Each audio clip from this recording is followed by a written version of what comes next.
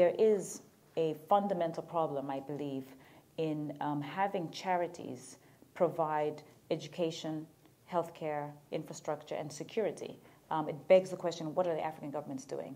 Public goods are things, whether you're left-leaning or right-leaning, Democrat or Republican, there is a sense that government has to at least regulate or be involved in this type of a situation, or at least in the public provision of public goods. Perhaps we can quibble about to what degree. But in a society like many African countries, the government is basically not involved. They've completely abdicated their responsibility. The continent is covered with thousands of NGOs who provide these goods, very often in not a very efficient way, because they can only target a small number of people. So perhaps in a population of Zambia of 10 million, maybe 5,000 people get education.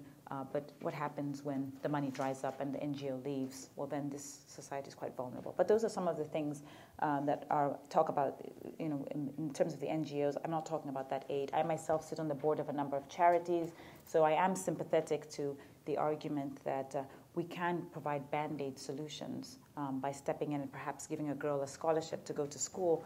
However, that type of aid is never going to have any African country or African countries as a whole grow at the rates of growth that we need to eradicate poverty. The number that the UN has come up with is about 7% growth rate. You're not going to get that from these micro interventions.